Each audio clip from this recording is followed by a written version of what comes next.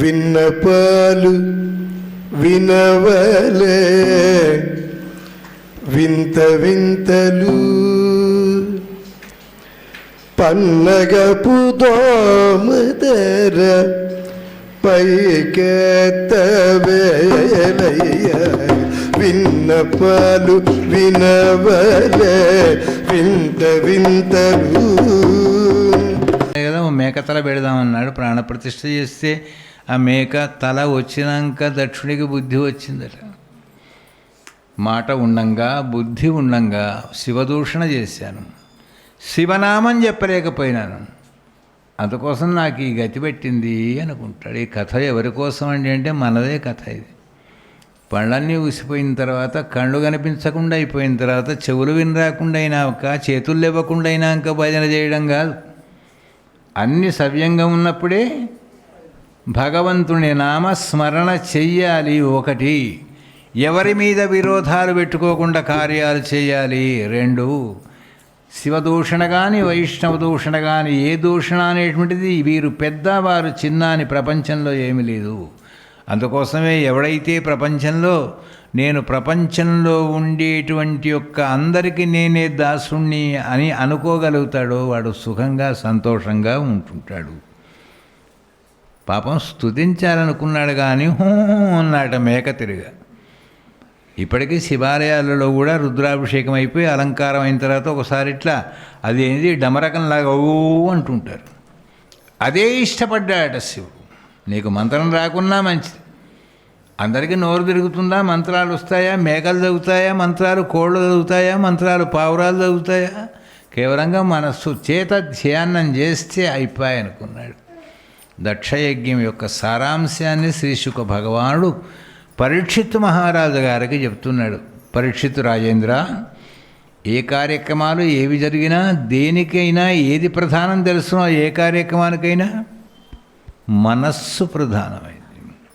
అందరినీ నువ్వు సమానంగా ఆదరించగలగాలి. చేసేవాడిని నేను గొప్పవాడిని అని ఎప్పుడు అనుకోకూడదు. చేయించేవాడు గొప్పవాడు, పరమాత్మ ద్వారా జరుగుతోందని ఎవరైతే అనుకోగలుగుతారో వాళ్ళ జీవితాలు సుసంపన్నంగా శాంతిగా పరిపూర్ణంగా ఉంటాయి. కానీ అహంకార మమకారాల చేత అతి గర్వం చేత ఏదో కోరుకొని చేస్తే అది దైవ కార్యం కానేరదు అని చెప్పాట. అందుకోసమే భగవద్బంధువులారా, ఈవేళ భాగవతాన్ని వింటున్నామంటే నిజంగా మన గొప్పతనమా, మన అదృష్టమా? భగవంతుని యొక్క కృప వచ్చింది, వినేటువంటి అవకాశం వచ్చింది. గోవిందరాజుల గారు ఇక్కడ ఒక పుణ్యభూమిని స్థాపించారు. అక్కడ ఇలాంటివి జరగవలసిన యోగం ఉంది. ఆ భగవంతునికి, ఆ గోవిందరాజుల గారికి మనందరి మీద కూడా ప్రేమ కలిగింది. మనం అందరం ఇక్కడ వచ్చి కూర్చొని ఆ భగవత్ కథను వింటున్నాం గనక సర్వేషాం అవిరోధేన పూజా కర్మ సమాధిన అనేటువంటి దివ్యమైనటువంటి దక్షయజ్ఞాన్ని ఎవరైతే వింటారో పరీక్షిత్తు మహారాజా, వారంతా కూడా అహంకార మమకారాలు లేకుండా పరస్పర ప్రేమానురాగాలతోని భగవంతుణ్ణి ప్రేమతో ఆరాధిస్తూ అద్భుతమైనటువంటి యొక్క మోక్ష సామ్రాజ్యాన్ని పొందుతారు అని ఇక్కడ చెప్తూ ఉన్నాయట. గోపాలకృష్ణ భగవానికి నమో భగవతే వాసుదేవాయ శ్రీహరయే నమః. దివ్యమైనటువంటి యొక్క దీని తర్వాత వచ్చేటువంటి యొక్క ఉపాఖ్యానం ఏమిటి అంటే సనకాద్య నారదాచ్చ రుభృహంసో అరుణిర్యతి నైతే గృహాన్ బ్రహ్మసుత హ్యవసాన్నోర్ధ్వరేతసః వృషాధర్మస్య భార్యాం సిద్ధంబం మాయాంచ శత్రుహాన్ అసూతామిథునం తత్తో నిరుతిర్జగృహే వ్రజాః తయో సమభ లోకే నికృతిశ్చ మహామతే తాభ్యాం క్రోధస్య హింసాస్య యదురుక్తి క్వస్వాకలి దురుక్తౌ కరిరాధత్తం భయం మృత్యుంచ సత్తమః తయోంచమిదినం యజ్ఞే యాతనాం నిరయస్తతాః సంగ్రహేణ మయా ఖ్యాత ప్రతిసర్గస్తవాదిశాతిం చింతే నిత్యక పోష్యామి పుణ్యం విధునో సుతం గోపాలకృష్ణ భగవానికి. అద్భుతమైనటువంటి యొక్క కథను చెప్తూ ఉన్నాయట ఇక్కడ. ఎవరు బ్రహ్మమానస పుత్రులైనటువంటి యొక్క మహర్షులందరూ కూడా అందరూ కూడా ఈ కథను ఆలకించాలని. భాగవత కథ ఎక్కడ జరుగుతుందండి? ఇది గంగా నదీ తీరంలో శ్రీ శుక భగవానుడు పరీక్షిత్తు మహారాజు గారికి చెప్తున్నాడు. ఈ అహంకారం, ఈ మమకారం, ఈ నువ్వు, ఈ నేను అని ఎందుకు వస్తాయని అడుగుతున్నారట అక్కడ. నాయనా, ఒకదానికి ఒకటి పేరు, దాని పేరు అధర్మవంశం అంటారు. ఏమిటా అధర్మవంశం అంటే? మొట్టమొదలు డాంబికం, డంబంగా. ఏమిటా డంబం? నేను వేసుకున్న పంచకంటే మంచిది ఎవరన్నా వేసుకున్నారా ఇక్కడ? నన్ను చూసి పొగుడుతున్నారు కానీ ఇంకెవరినన్నా చూసి పొగుడుతున్నారా? ఆ డంబం. దాని తర్వాత దాని నుంచి వచ్చేది ఇంకా పెద్దది ఏమిటంటే అహంకారం. నేనే కదా ఇక్కడ ఇంత గొప్ప. అహంకారం ఒకవేళ వీడిని పూజించడమో, నమస్కరించడమో, ఆహ్వానించడమో జరగలేదనుకోండి. అరే, నాకు నిన్నటి వరకు నమస్కారం చేసిన వాళ్ళు వాడు చేయడం లేదు కనుక అనేటువంటిది ఏం పుడుతుంది? ఇంకోనికి నమస్కరిస్తే అహంకారం కాస్త అసూయగా మారుతుంది. అసూయతోని ఇంకేమొస్తుందంటే ద్వేషం. ద్వేషంతో వచ్చేది ఏమిటంటే క్రోధం. క్రోధంతో వచ్చేది ఏమిటంటే మత్సరం. మదం, మత్సరం, క్రోధం. దాంతో తను అనుకున్న సాగకపోయే వరకు ఏం జరుగుతుంది? అశాంతి. దాని వెనక వచ్చేది ఏమిటంటే రోగం. ఆ రోగంతో వచ్చేది ఏమిటంటే మరణం. దాంతో చివరకు వచ్చేది ఏమిటంటే నరకం అంటారు. ఇది ఒకదానికి ఒకటి సంబంధ బాంధవ్యాలు కలిగినటువంటివి. ఇలాంటి స్థితి కలిగి ఉంటే వీటిని మర్చిపోవడానికే భగవంతుడు దివ్యమైనటువంటి భాగవతోత్తముల మహత్యము, భక్తుల యొక్క మహత్యము, అద్భుతమైనటువంటి యొక్క చరిత్రలు చెప్పాడు పురాణాల ద్వారా. ఇప్పుడు మనం ఏ చరిత్ర చెప్పుకోబోతున్నామంటే 10 నిమిషాలలో ధ్రువ చరిత్ర చెప్పుకోబోతున్నాం. దానికి ముందుగా చిన్నగా మనకు భగవన్ నామ సంకీర్తన ద్వారా మనం మొదలు శుద్ధి కావాలి కనుక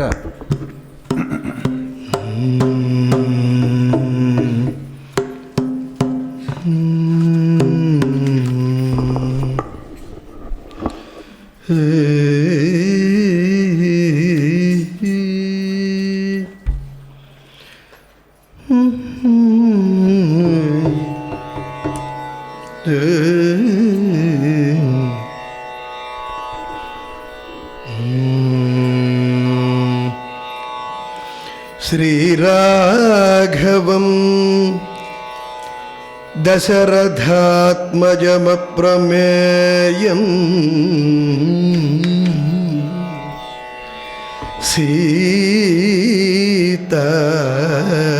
సీతాపతిం రఘుకులాన్మయ రత్నదీపం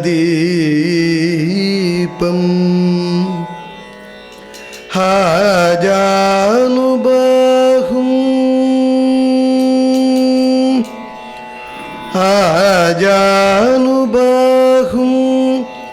అరవిందదళాయతాక్షం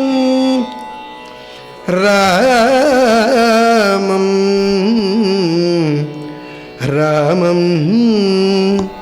నిశాచర వినాశకరం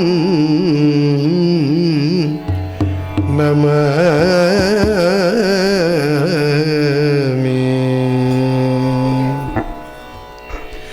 రామభద్ర రార శ్రీరామచంద్ర రామభద్ర రార శ్రీరామచంద్ర రామరసోచన సీతా సమేత రామరసోచన సీతా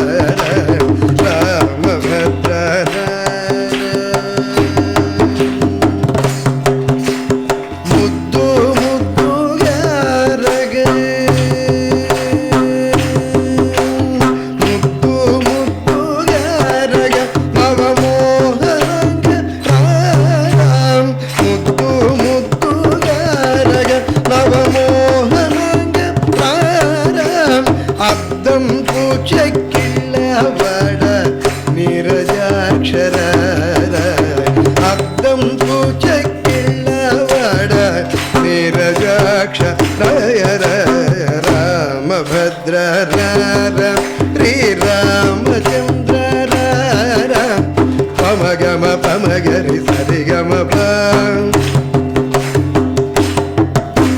పదని సని పమ గమ పద పమ గమ పమ గరి సరి గమ పదని సని పమ గమ పద సరి గమ గరి దని దని సరి సని దప పమ గరి సని నిన్ను మనలేలురా నీలవర్ణరా కన్నుల పండుగ కన్న తండ్రి వేగ రాయ రాయ నిన్ను మనలేలురా నీలవర్ణరా కన్నుల పండుగ కన్న తండ్రి వేగ అందలము పలచేద తద్ధిం తరగడతాం కథగతాం కడతాం తరగడతాం తద్ధిం తరగడతాం తరగడతాం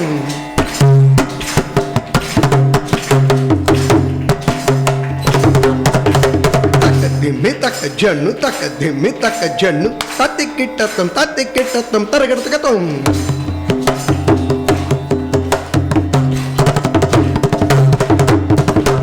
అందలము వల చేత నన్ను సందడింపరా కుందన పూబొమ్మ ఎంతో అందగాడరా రామభద్ర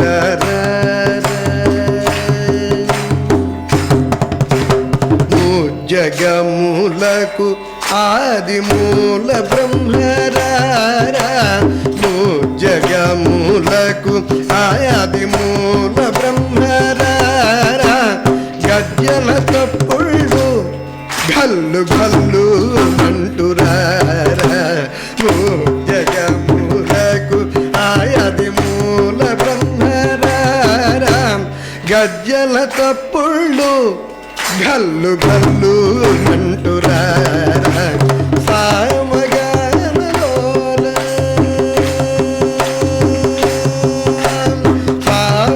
సామగానలోల నా పక్కనయ్య రామదాసు మేలిన భద్రాద్రి వాసరా సారిగం గరిజనిదాం సని సని దమ గమ పదం సారిగ గరిజనిద సని సని దమ గమ పదం సప్త గగ మమ పప పదనిద గగ మమ పప పదనిద గగ మమ పప పదనిద తత్తనిద గమ పదమ గరిజన్ రామభద్ర శ్రీరామచంద్ర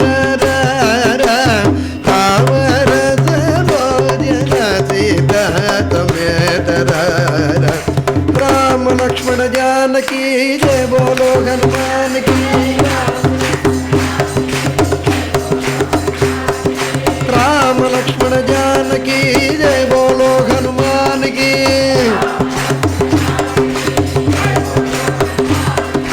राम लक्ष्मण जानकी जय बोलो हनुमान की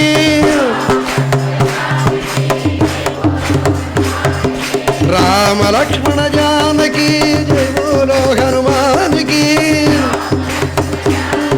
जय बोलो हनुमान की हरे राम राम राम हरे हरे हरे कृष्ण कृष्ण कृष्ण हरे हरे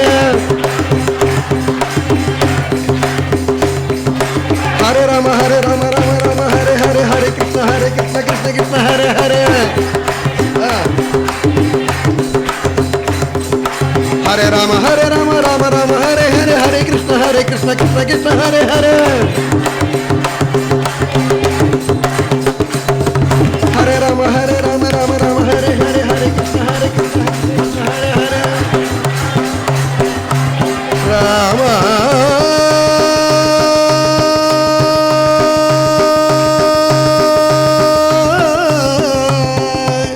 మీరు హరే రామ అంటూ ఉండండి రామ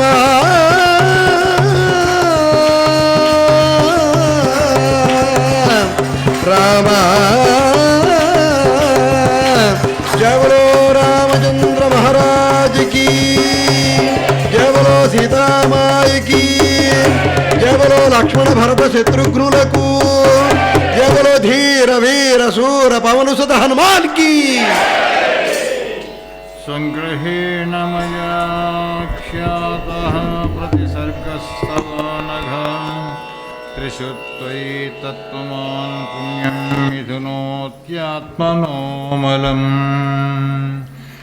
అధాతా కీర్తయే వంశం పుణ్యకీర్తే కురుద్వః స్వయం భవస్యాపి మనోర్హరేరంశా చ జన్మనః ప్రియవ్రతోత్తానపాదౌ శతరూపాతే సుతౌ వాసుదేవ్యకలా కలయా రక్షయాన్ జగతస్థితౌ.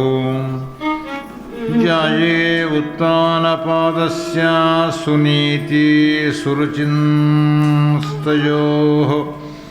సురుచిః ప్రేయసీ పత్యుర్నేతరాయత్సుతో ధ్రువ. ఏకదా సురుచే పుత్రం అంకమారోప్య లాలయన్ ఉత్తమం నారురుక్షంతం ధ్రువం రాజాభ్యనందతః. తదా చికీర్షమాణంతం సపత్న్యా స్తనయన్ ధ్రువం సురుచిశృణవతో రాజ్ఞా శీర్షా మహతి గర్వితః. న వత్సానుపతేర్తిష్యం భవానారోఢుమర్హసి న గృహీతో మయా తత్వం కుక్షౌ అపి నృపాత్మజః.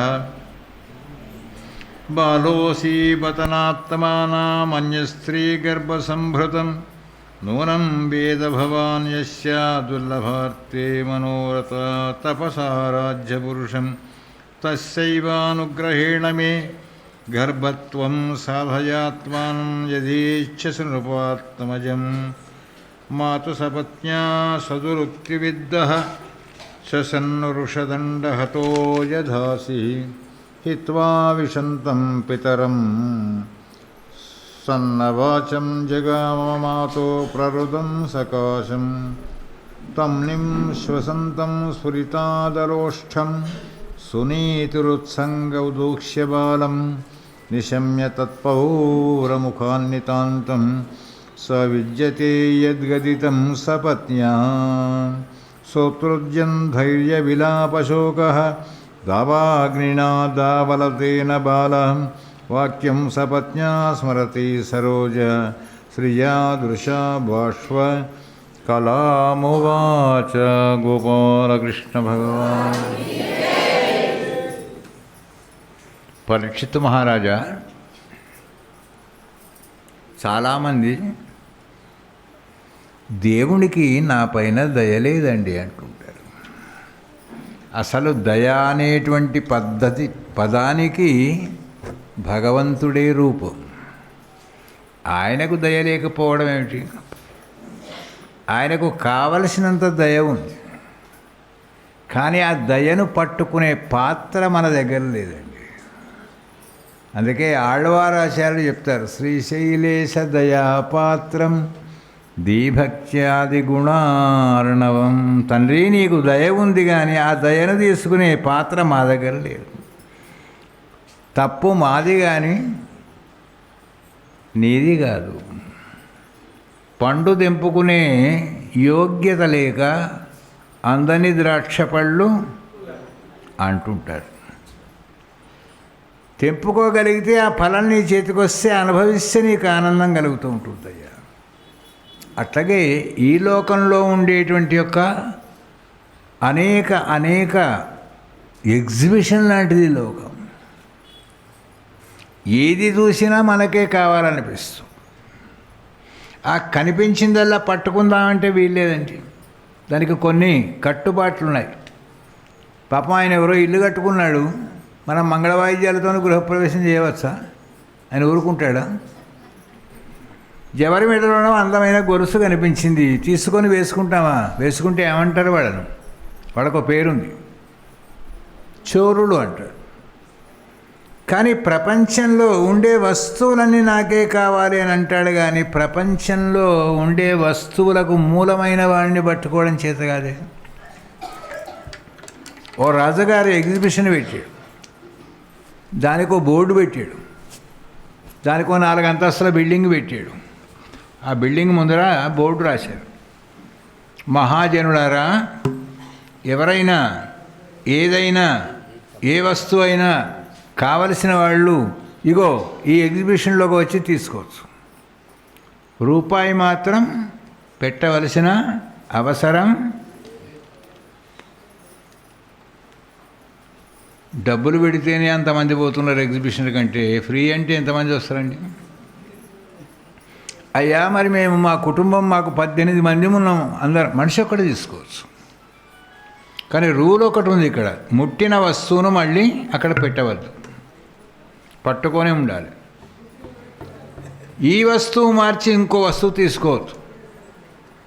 మరి అయ్యా ఈ వస్తువు తీసుకున్న తర్వాత మొత్తం 4 అంతస్తు నిండా ఉన్నాయి అవి వస్తువులు, తీసుకోండి రండి. అందరూ వచ్చారు. ఓ 80 సంవత్సరాల వృద్ధురాలు ఉంటే కూడా నీకో వస్తువు వస్తుంది మన ఇంటికి పోదాంపా. ఓ 6 నెలల పిల్ల ఉంటే కూడా తీసుకువెళ్ళారు వెంట, ఎందుకంటే దానికో వస్తువు వస్తుంది. ఇది ఏం పిచ్చి మనకు వస్తువుల, ఈ వస్తువుల కోసం వెళ్ళారు. వెళ్ళగానే మొదటి అంతస్తులో ఏముందండి అంటే అన్ని స్టవ్లు, ఉమెన్స్ వరల్డ్ మొత్తం. సిలిండర్లు ఉన్నాయి, స్టవ్లు ఉన్నాయి, అట్టకాడలు ఉన్నాయి, తవపెంకలు ఉన్నాయి, పెనాలు ఉన్నాయి, రోకళ్ళు ఉన్నాయి, గ్రైండర్లు ఉన్నాయి, ఎన్ని వంట సామాన్లు అన్నీ ఉన్నాయి, గంగాళాలు ఉన్నాయి, బిందెలు ఉన్నాయి, అన్నీ ఉన్నాయి. అబ్బా ఇవి ఎంత గొప్పవి. అత్త తీసుకో, ఈ రోల్ నేను ఎత్తిన పెట్టుకున్నదట. బరువు అవుతున్నది. బరువు కూడా కాదు, ఇంటికి అక్కడికి వస్తుంది. గ్రైండరు ఏంది బయట కొంటే ఎంత అనుకుంటున్నావు నువ్వు? ఎత్తుకో మామయ్య, నువ్వు కూడా. నేనేం పట్టుకోవాలి? నువ్వేం పట్టుకుంటావు? స్టవ్ పట్టుకో. నువ్వేం పట్టుకుంటావు? నేను సిలిండర్ పట్టుకో. ఊరికే దొరుకుతాయి, పట్టుకున్నారు. కొంతమంది ఓపిక ఉన్నాడు చూశారు. ఈ కింది అంతస్తులో ఇన్ని ఉంటే మరి దీని మీద అంతస్తులో ఏముందో? అయ్యా ఇక్కడ ముట్టుకున్న వాళ్ళు అక్కడికి పోయి చూడవచ్చు, కానీ అక్కడ ముట్టుకోరాదు. ఇది రూల్, ఇక్కడ ఎగ్జిబిషన్ రూలు. ఏమన్నా కానీ మనం ఇక్కడ ముట్టుకోవద్దు, పైకి పోదాం. వెళ్ళానండి. పైన ఏమున్నాయంటే అద్భుతమైన పట్టు చీరలు ఉన్నాయండి. పాపం ఇక్కడ ముట్టుకొని వాళ్ళు ఏం చేశారంటే పట్టు చీరలు ఎంత మినిమం చిన్న ధర 60,000 అండి పట్టు చీర. బంగారు జరీవి.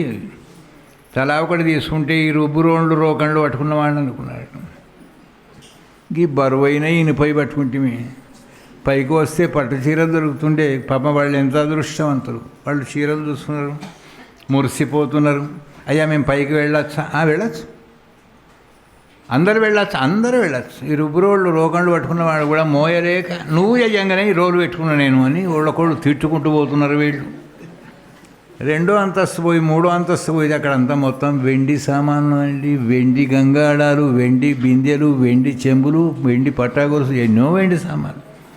చూసావా, చినిగిపోయే పట్టు చీర తీసుకున్నాం కానీ ఇంక వెండి గంగాళం పట్టకపోతే మనకి ఎంత బాగుంటుండే.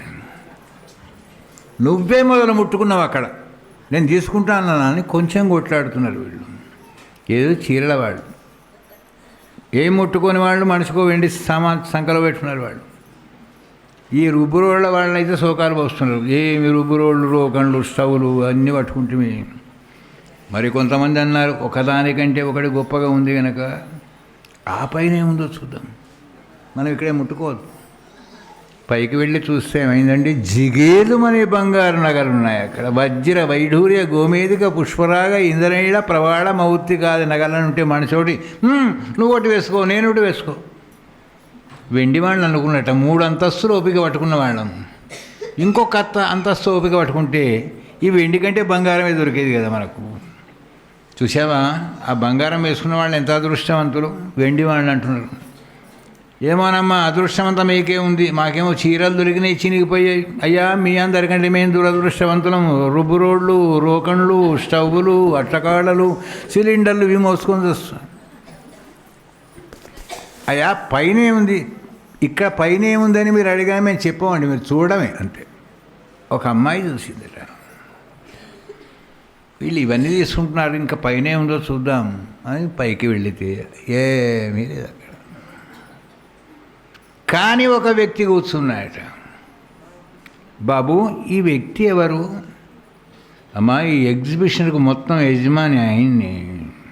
ఓహో, ఈయనేనా అని పోయి ఆయనను పట్టుకుందండి. దాన్ని ఎందుకు పట్టుకున్నావు? నువ్వు ఎగ్జిబిషన్లో ఉన్నావు కనుక నువ్వు ఒక వస్తువుతో సమానమే. పట్టుకున్నాను అంతే. ఏమిటో తెలుసునా పరీక్షిత్ మహారాజా, ఈ ప్రపంచం ఒక ఎగ్జిబిషన్. ఆ ఎగ్జిబిషన్లో ఉండే యజమాని ఆమె పట్టుకుంటే ఏమైపోయింది? ఇప్పుడు చీరలు ఆమె, రుబ్బురోళ్ళు ఆమె, బంగారు నగలు ఆమె, అన్నీ ఆయన యజమాన్నే పట్టుకుంది. కనిపించే ఈ ప్రపంచమే ఒక విచిత్రమైన ఎగ్జిబిషన్ ఆకర్షిస్తుంటుంది. దాన్ని నడిపించగలిగిన వాడు ఇక్కడ ఉన్నాడు, ఆయనను పట్టుకోగలిగితే మా ప్రపంచమే నీ చేతిలోకి వస్తుంది. ఇది కనుక వట్టి వాళ్ళందరూ ఐశ్వర్యాలను చూసి మురిసిపోతూ ఉంటారయ్యా పరీక్షిత్ మహారాజా. అందుకే భాగవతం ఏం చెప్తుందంటే భగవంతుణ్ణి పట్టుకోవాలి. మరి భగవంతుణ్ణి పట్టుకునే ఏ వయస్సులో పట్టుకోవాలండి అంటే దానికి వయస్సు లేదు. ఏ వయస్సులోనైనా పట్టుకోవచ్చు. స్వయంభువ మనవు శతరూపల యొక్క పిల్లలైనటువంటి యొక్క ఆకూచి, దేవహూతి, ప్రసూతి అనే ముగ్గురు వివాహాలు జరిగి వాళ్ళ చరిత్రలు చెప్పావు కదా. 2 కొడుకులు ఉన్నారన్నావు కదా, ఉత్తానపాదుడు, ప్రియవ్రతుడు. మరి వాళ్ళ కథ ఏమిటి అని అడుగుతున్నాయట. ఇక్కడ ఎవరు అంటే పరీక్షిత్ మహారాజు గారు. ఇష్ట్వాభిధేదురవాపదుష్యతోహం భౌమమూసుకం దివ్య సుధాప